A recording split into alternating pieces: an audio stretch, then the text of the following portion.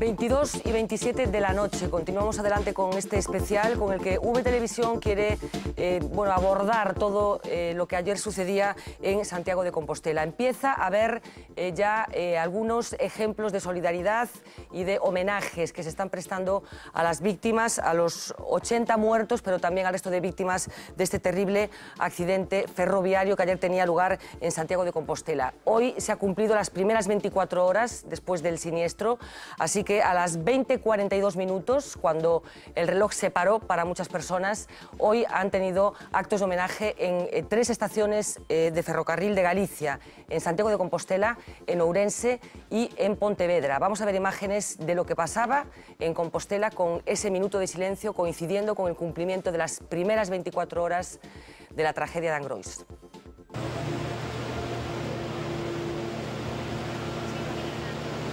Bueno, decenas de personas, como decíamos, se concentraban en la estación de ferrocarril para rendir homenaje a todas las personas que ayer viajaban en ese tren y a todos los familiares que desgraciadamente hoy están pasando un 25 de julio, un día de Galicia que probablemente nunca pensaron que iban a tener que pasar. Seguro que a partir de ahora los homenajes se van a multiplicar por toda Galicia y no solamente por toda Galicia, porque, insisto, este accidente está teniendo repercusión mundial, bien como recordaba hace un ratito nuestra compañera Cristina, con las coberturas, por ejemplo, que se están haciendo allí en el lugar del siniestro y con el interés que están mostrando medios de comunicación, por ejemplo, de la importancia de la BBC, que está siguiendo prácticamente al minuto lo que aquí, por desgracia, ha sucedido. Bueno, quiero presentar a una persona que nos acompaña también esta noche. Ella es Lucía Latorre, ten estado máis veces aquí por razóns diferentes, portavoz da plataforma Salva o Tren. Moi boa noite. Hola, Fernanda. Malas noticias para o ferrocarril. Hoxe non presta decir nin boa noite. Pois sí, a verdad que isto é unha tremenda traxedia. Desde a plataforma que represento mostramos as nosas máis sinceras condolencias a todas estas persoas que perderon a vida en aras do que se nos vendeu como unha modernidade que resultou non ser tal. Bueno, enseguida vamos a entrar en detalles de lo que está diciendo Lucía, pero nos vamos a ir al plató de informativos porque allá está nuestra compañera Uxía Rodríguez, que nos va a actualizar todo lo que ha sucedido en las últimas horas en relación con este asunto. Adelante, Uxía.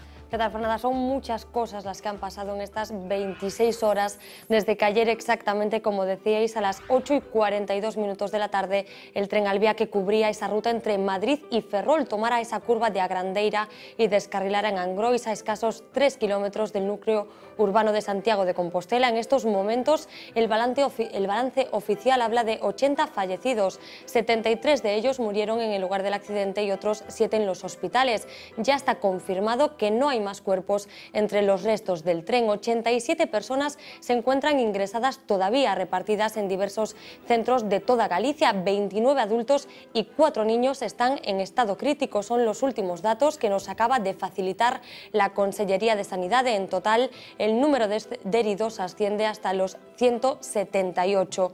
Hemos ido conociendo los nombres de las víctimas a cuentagotas durante todo el día y aunque la Xunta había anunciado que se publicaría una lista a las 10 de esta noche, no ha sido posible porque todavía quedan 13 fallecidos sin reconocer.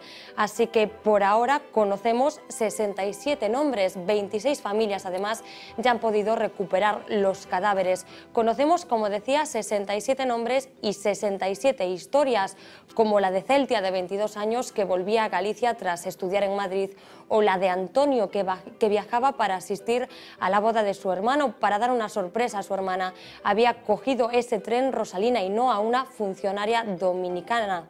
Pero sin duda la más sobrecogedora es la historia del pequeño de 2 años que ha perdido la vida en ese descarrilamiento. Una guardia civil, un sacerdote, una directora de televisión o un periodista, ellos le ponen cara a esta tragedia. Algunos lloran a sus familiares y amigos, otros esperan a ver cómo evolucionan y mientras seguimos preguntándonos y aventurando ¿Por qué ha pasado todo esto? Las conversaciones de la caja negra revelan que el maquinista iba a más de 190 km por hora en la fatídica curva que está limitada a 80. En estos momentos hay abiertas 2 investigaciones para esclarecer los hechos. El maquinista declarará mañana como imputado. Por ahora sigue ingresado y custodiado por la Policía Judicial en el Hospital Clínico de Santiago. El Tribunal Superior de Justicia confirma que no está detenido. Hoy el epicentro de España estaba en Santiago de Compostela y hasta allí, para recorrer los puntos clave, se han trasladado diversas autoridades como el presidente del Gobierno, Mariano Rajoy, y los reyes de España. A última hora de la tarde llegaba también Alfredo Pérez Rubalcaba. El presidente de la Xunta, Alberto Núñez Feijóo, y la ministra de Fomento, Ana Pastor, llevan en la zona desde que se produjo el accidente. Se han decretado 7 días de luto en Galicia, el mayor periodo de duelo en la historia de nuestra comunidad. El Gobierno español, por su parte, ha decretado 3 días de luto. Sin duda, un 25 de julio, el Día de Galicia, que ya siempre se quedará grabado en las retinas de todos. Fernanda. Bueno, pues muchísimas gracias, Uxía, por actualizar los datos que tienen que ver con este accidente de circulación. Enseguida vamos a mantener una conversación telefónica con una de las personas que más conoce sobre el ferrocarril. Lo habrán escuchado también en las últimas horas porque ha sido reclamado por muchos medios de comunicación. José Carlos Fernández, que escribe habitualmente en las páginas de La Voz de Galicia. Pero vamos a escuchar también a un sindicalista de Renfe que hoy se acercaba hasta las inmediaciones de la zona de Angrois, en las que tuvo lugar, como ya saben, el accidente, para tratar de aclarar algunas cosas. Vamos a oírlo. Ahora mismo lo que están haciendo son suposiciones. Y yo entiendo que las suposiciones que están haciendo por una intervención del maquinista parece ser. Creo que hay que entender en qué momento, si lo hubiera hecho, que tengo mis dudas de que lo hubiera hecho, en qué momento de hacer la declaración una persona que está nerviosa. Vamos a esperar lo que dice la caja negra, la caja de seguridad, vamos a ver si tenía que venir a 80, como la limitación a 80, qué margen da la curva, porque la curva, si el tren pasa a 80, algún margen tiene que tener. Vamos a ver otra serie de circunstancias y a partir de ahí, pues seguramente definiremos cuál ha sido el problema. Yo creo que es muy aventurado, como se está hablando de que pasaba a 190 km por hora, creo que de verdad de una tragedia como esta es preferible analizarlo muy fríamente y con datos muy objetivos. Los 2 sistemas de seguridad que hay en el tramo de Orense a Santiago es que de Orense hasta prácticamente muy próximo, aquí a escasos kilómetros muy escasos, viene con el sistema RTMS. Y a partir de aquí, eso le permite una velocidad para este vehículo de 240 km por hora. Para otros vehículos permite más. Y, como digo, de ahí pasa a un sistema de alfa digital, que es un sistema absolutamente seguro. Yo lo que quiero que los ciudadanos entiendan que el sistema ferroviario es súper seguro. También es cierto que no es de última generación, el RTMS es un sistema mucho más moderno y bueno, ¿puede ser ese el problema de hubiera evitado el RTMS el accidente aquí? Yo no me atrevo a garantizar que lo hubiera evitado. ¿Podría haber minorizado el accidente? Pues, pero es que todo eso depende un poco de lo que nos diga la caja negra, nos diga la caja del tren, a ver qué es lo que ha pasado realmente. Bueno, eran declaraciones que hacía esta persona hace ya rato, hace unas horas, lógicamente antes de que se supiera que la caja negra, a la que él se refiere en varias ocasiones, parece que ya ha determinado que el tren en el momento del accidente circulaba a 190 km por hora y sabemos también que la velocidad establecida en ese punto concreto era de 80, así que la diferencia, como ven, es absolutamente palmaria. Lucía, desde la plataforma que representas, ¿qué impresión te des do que pudo acontecer onte en Compostela? Bueno, a nós chámanos moitísima atención de que apenas sin empezar as investigacións a quen primeiro se lle bota a culpa hai que encontrar xa a quen culpar, non? Entón o máis fácil é culpar os maquinistas. Chámame moitísima atención que esos 2 señores profesionais con 30 anos de exercicio, e creo que xa 2 conducindo e facendo este trayecto, estén imputados xa, custodiados con policía. Sei que non verán os meus terrenais ollos de cidadana de a pé a imputación de ningún político, nin tendrán a dignidade de dimitir nadie, pero eu e a plataforma que represento quixéramos ver e que deran explicacións todos esos señores de traxe e corbata que van a cortar as cintas, que inauguraron con tanta presa e modificaron un tren de alta velocidade da serie 120 para facelo todo terreno, para que pudera circular en vía electrificada e con un alternador cando non estaba a vía electrificada, non? Todo isto, eu pregúntome, quen nos persigue? Por que temos tanta presa? A quen beneficia tanta presa? Vamos a ver, en última instancia, algo terá que decir o Ministerio de Fomento, algo terán que decir os seus inxenieros que diseñaron esa curva, algo pasará se a partir de aí disminuyen as garantías e a seguridade, se se sabía que eso era un punto negro. Por que é tan fácil botar de sempre a culpa ao máis débil? Estou un pouquiño indignada. Se te nota. Estou cabreada.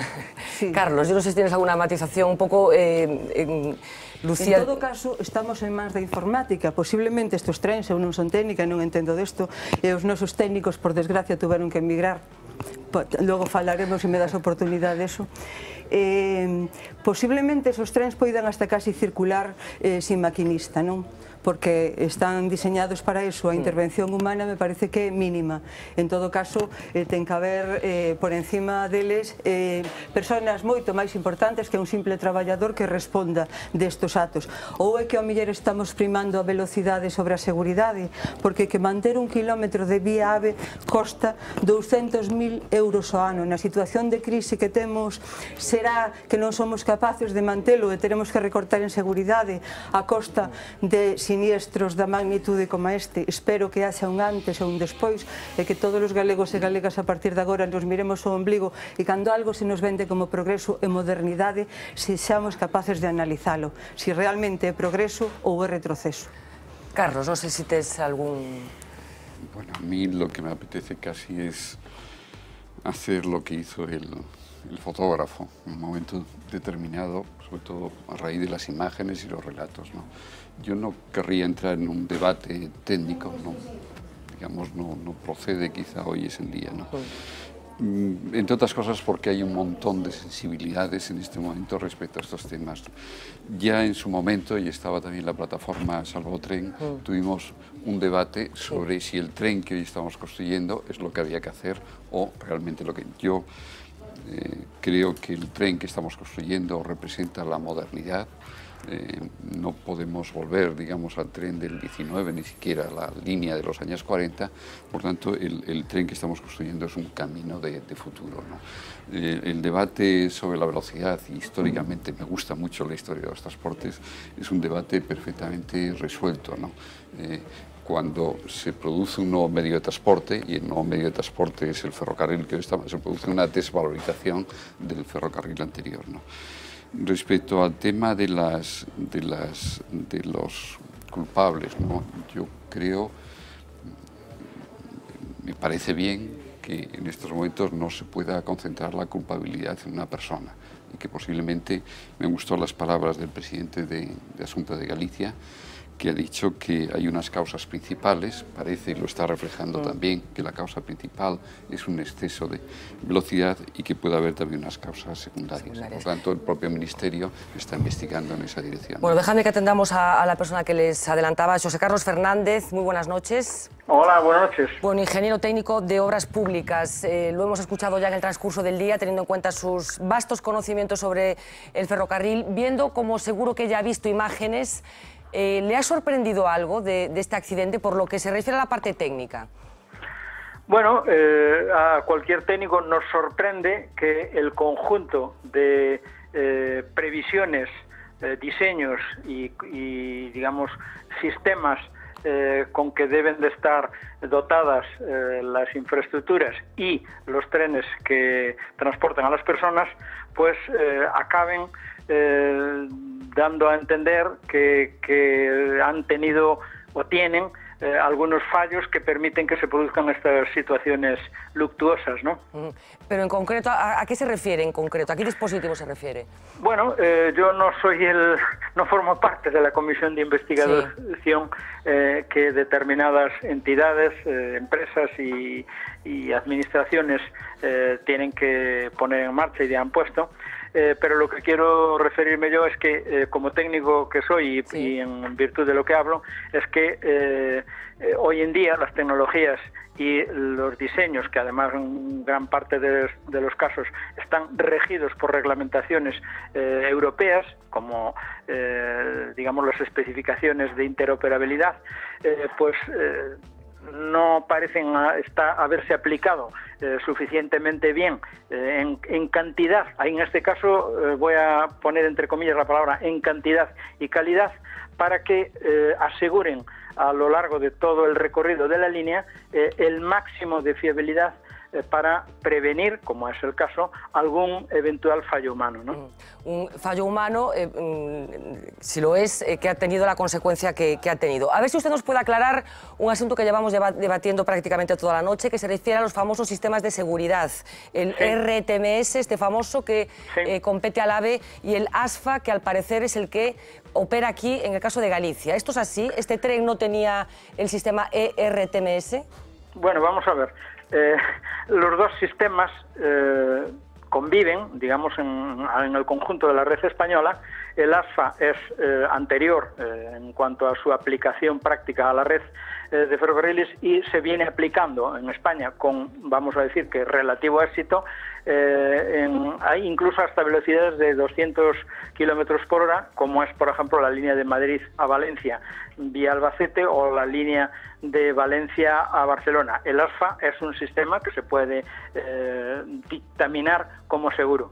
En el caso de las líneas de alta velocidad, cuando ya empezamos a superar esas velocidades de 200, en el caso de la de Ourense-Santiago, está en situación provisional. Esto es muy importante que citemos que en el caso de Galicia, tanto las líneas que unen, digamos, la línea que une a Coruña con Santiago y Vigo, que tienen tramos en funcionamiento y otros en construcción, en ninguno de los casos, ninguno de los tramos se está funcionando con los definitivos sistemas de alimentación eléctrica o de seguridad. O sea, es muy importante que se sepa el grado de provisionalidad con que se está funcionando. Y este mismo grado de provisionalidad afecta también a la línea entre Ourense y Santiago, desde el momento en que una línea de alta velocidad, pensada para 300 o más kilómetros de velocidad, no tiene en su fase actual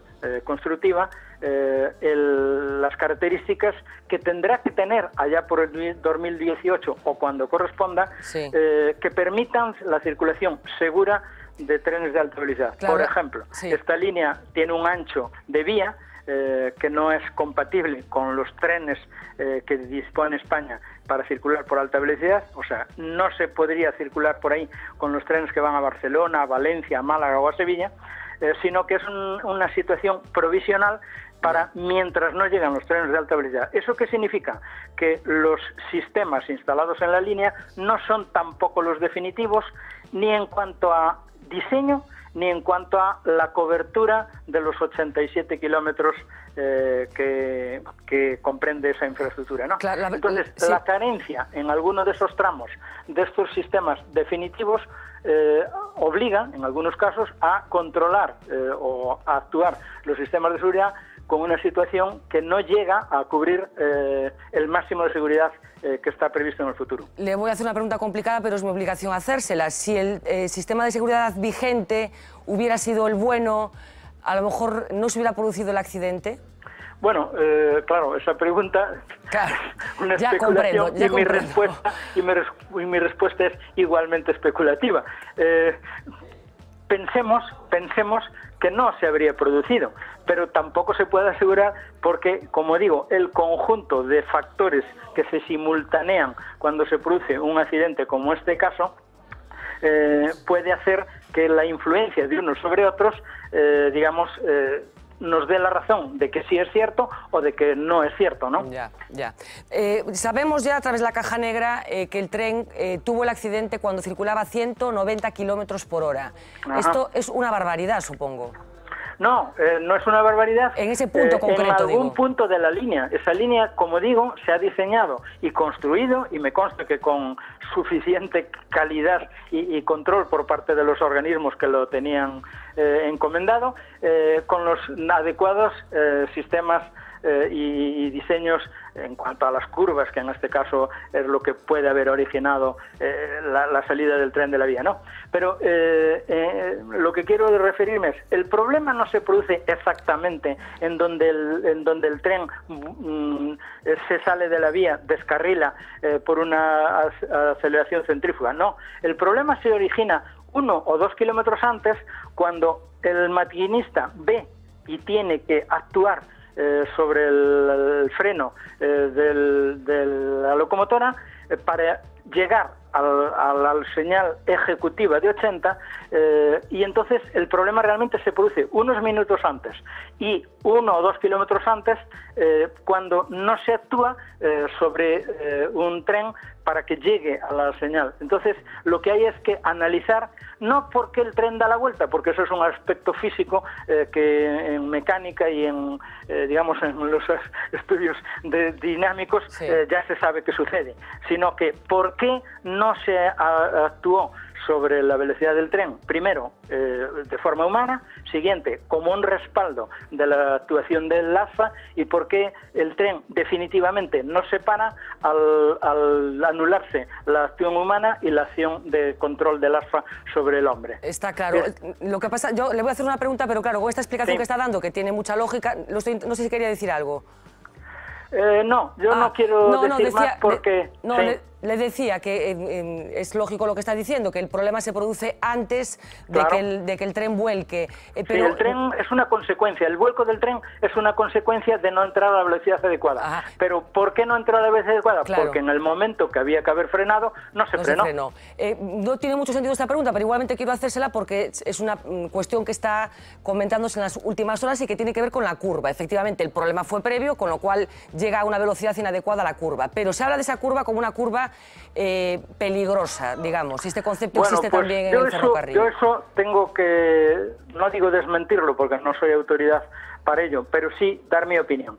En Galicia tenemos millones, y voy a decir millones, de ejemplos en que se demuestra que eso no es correcto. ¿Por qué digo? Nuestras carreteras, llamémosle las corredoiras, tienen enorme cantidad de curvas, digamos en cuesta, en bajante, distrógiras, levógiras, y los conductores nos tenemos que adecuar en cada punto de la carretera a la velocidad que marca, digamos, la señal del Ministerio o de la Diputación o quien corresponda, para circular por esa curva y que no nos salgamos de la vía digamos, al río o fuera de ella, ¿no? Entonces, cuando nos estamos acercando a una gran población, a una estación, en este caso, el tren no está previsto en ningún caso que entre en Santiago, en los andenes, a 300 kilómetros por hora, sino que unos 8 o 10 kilómetros antes tiene que empezar a reducir la velocidad. Por tanto, el encontrarse una curva que no permite mayor velocidad de 80 kilómetros por hora a 3,5 kilómetros de Santiago, pues no puede resultarle a nadie extraño ni anómalo. ¿Por qué? Porque los trenes van a ir reduciendo su velocidad a medida que se acerquen al punto de destino. Y le insisto, no es el problema del diseño de la infraestructura, sino es un problema de la no adecuación de la velocidad del tren a las pautas marcadas que el conductor lleva en un texto escrito y en una pantalla, y que el sistema de seguridad controla y vigila para que no se sobrepasa. O sea, no hay un fallo en este caso de diseño de la curva está allí pues porque está cerca de Santiago y ya tampoco tiene gran importancia, digamos, porque se va a ir en todo caso a una marcha ya más lenta para parar con toda tranquilidad en la estación de Santiago, ¿no? Bueno, pues José Carlos Fernández, de verdad, un auténtico placer, como siempre, hablar con usted sobre este asunto, que lo que nos convoque esta noche sea algo tan horroroso como lo que sucedía ayer en Galicia. ¿Entraba en su imaginación que algo de esta naturaleza pudiera pasar en una línea de alta velocidad con un tren moderno a escasísimos kilómetros de la estación de Santiago? Bueno, tengo que decir que no podía entrar porque nadie queremos, ni nadie esperamos, ni nadie presentimos que una actuación y un suceso como este se pueda plantear, digamos, a las puertas de nuestra casa prácticamente, ¿no? Yo lo que sí que me gustaría terminar, si me das medio minuto, es exponiendo algo que nuestras autoridades, los contertulios que estén ahí lo pueden opinar también. En Galicia, desgraciadamente, como creo que ya adelanté un poquito, estamos funcionando tanto en el eje atlántico como en esta línea de alta velocidad de Ourense-Santiago con tramos, situaciones y programas de explotación de total provisionalidad. No se puede decir que tengamos algún tramo de nuestra red 100% finalizado. Eso, que además esos tramos están en distinta situación de provisionalidad, o sea, no podemos decir, ahí los A y los B. No, ahí los A, los B, los C, porque todos ellos, por el tema de electrificación, por el tema de finalización de la propia vía, por los propios distintos y diferentes sistemas de seguridad que se están utilizando en este momento, el Ministerio va a tener que hacer una reflexión, no sé si es aplicable a otras comunidades de España, una reflexión sobre si debemos de continuar con esta política de provisionalidades, en muchos casos, digamos, obligadas o orientadas para fechas concretas de las inauguraciones. Pues creo que he dicho bastante. Sí, absolutamente. José Carlos Fernández, le agradecemos la claridad y el análisis, como siempre. Un auténtico placer hablar con usted. A ver si nos vemos por aquí en persona. Gracias, buenas noches. Muy bien, un saludo. Bueno, vale. Carlos, habla de provisionalidad y esto lo deja muy patente.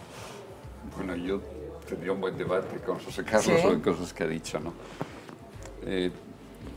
Es lógico que haya esa provisionalidad, porque las obras se hacen por fases, se hacen nuevas variantes y por tanto los ferrocarriles con unas determinadas características están aprovechándose de nuevos trazados, ¿no? Y a medida que se va mejorando el material móvil, pues se están aprovechando esos trazados, ¿no? Por lo tanto, yo no soy crítico con esa provisionalidad, es decir, no se puede porque no es así. En ninguna. Cuando circulamos por la autopista del Atlántico, estamos yendo por tramos provisionales y por tramos definitivos. Bueno, pues el ferrocarril hace exactamente lo mismo. Por lo tanto, yo no participo de esa crítica, ¿no? Luego, el tema de comparar el ferrocarril con las carreteras antiguas en donde hay distintos radios de giro, no es así. Es decir, eso ocurría en las carreteras antiguas. En las carreteras modernas, cuando se proyecta una autopista o una autovía, se hace con unas características de trazado mínimas. Igualmente ocurre con el caso del ferrocarril, ¿no? Pero bueno, esta conclusión que ha hecho José Carlos... ¿Te ha sorprendido? Me ha sorprendido y no participo de ella. Bueno, quería no seguir abusando del cansancio que me consta que tiene, lógicamente, nuestro compañero Carlos, así que le quería agradecer muchísimo que nos haya acompañado esta noche. Tendremos ocasión de seguir hablando, seguro, lamentablemente, de este asunto. Felicitaros por vuestro trabajo, tú representando a todo ese colectivo de profesionales de las emergencias que en las últimas horas lo habéis dado todo para que esta inconmensurable tragedia, bueno, pues se resolviera de la manera más rápida y mejor posible. Y yo no sé, me gustaría que me dijeras cuál fue el momento más duro que viviste ayer, porque seguro que alguno te llevas en la mochila. Bueno, fundamentalmente los momentos más duros es ese, como antes, algún comentario de estos con algún familiar, cuando realmente pues espera de ti algo más que tú no puedes dar en ese momento, ¿no? Y intentas hacer lo más posible, ¿no? Y después el momento más duro es, independientemente, te quedas con esa sensación de todos los compañeros, de todos los profesionales llamándote y queriendo hacer más, la gente quería hacer más y no se podía hacer más. Es decir, esto era lo que había y no podíamos hacer otra cosa. Impotencia también, efectivamente, por lo tanto, lo que te quedas a veces, los momentos duros, es en estos casos esa sensación de impotencia que nos encontramos y que al día siguiente, pues como muy decía Manuel, nos lo pensamos, ¿no? Y decimos, ¿qué se podría hacer más, ¿no? y eso te queda así. Y podríamos, pero bueno. Pues Carlos García Touriñán, de verdad, muchísimas gracias por acompañarnos, por este esfuerzo que has hecho por acompañarnos esta noche. Y insisto, de verdad, enhorabuena por vuestro trabajo, no podríamos vivir sin vosotros. Gracias y buenas noches. Muchas gracias a vosotros. Bueno, vamos a hacer una pequeña pausa de publicidad. Carlos, yo no sé si tienes prisa, ahora hablamos en la publi, no sé si también estoy abusando mucho de ti esta noche. Enseguida seguimos hablando y de ti también, Manuel. Vamos a hacer una pequeña pausa. Tenemos ya también al otro lado del teléfono a un representante de los sindicatos de maquinistas, del sindicato de maquinistas, que seguro que también tiene su opinión sobre lo que ha sucedido, pero vamos a hacer una pequeña pausa, nos recolocamos y continuamos todavía un rato largo. Hasta ahora.